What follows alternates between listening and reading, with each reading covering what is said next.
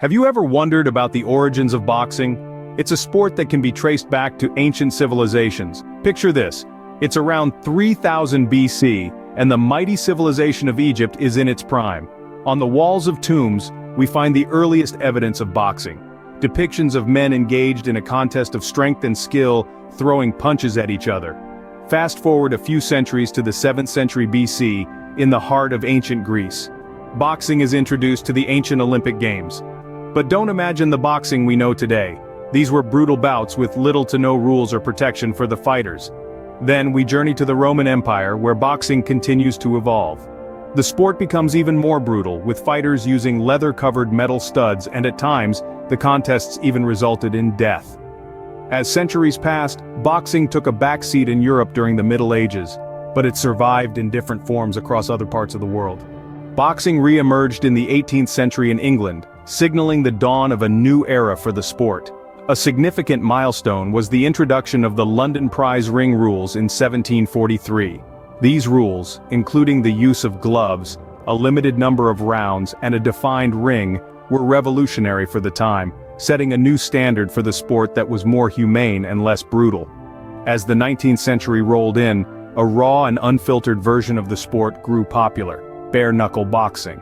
This form of boxing was a true test of grit and endurance, with fighters battling it out without the protection of gloves. Names like James Figg, Jack Broughton, and Tom Cribb rose to prominence, their exploits in the ring immortalized in the annals of boxing history. By 1867, however, the sport was ready for another evolution.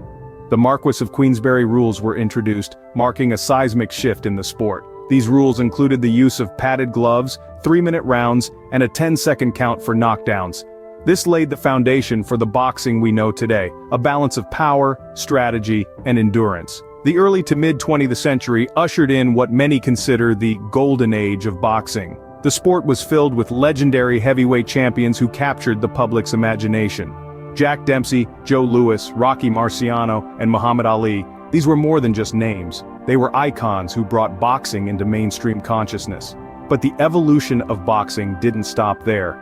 As the sport grew in popularity, the need for more divisions became apparent. The introduction of more weight classes allowed a broader range of athletes to compete, making the sport more inclusive and diverse. This led to the establishment of various governing bodies like the World Boxing Association, World Boxing Council, International Boxing Federation, and World Boxing Organization. With the introduction of more weight classes, boxing began to take on a more organized form, leading to the establishment of various governing bodies. The sport continued to evolve, paving the way for the modern global phenomenon of boxing we know and love today. In recent times, boxing has become a global sport, with fighters from various countries competing at the highest levels. Renowned pugilists like Manny Pacquiao from the Philippines and Floyd Mayweather Jr. from the United States have not only displayed exceptional skill inside the ring, but they've also achieved international fame, highlighting the global reach of boxing. Major boxing events have evolved into spectacles, attracting millions of spectators and generating significant revenue. These events are not just sporting contests, but social phenomena, drawing attention from beyond the traditional sports audience. Boxing continues to be a thrilling sport that captivates audiences worldwide, etching unforgettable moments in sports history. You never lose until you actually give up. It's not the size of the dog in the fight, it's the size of the fight in the dog.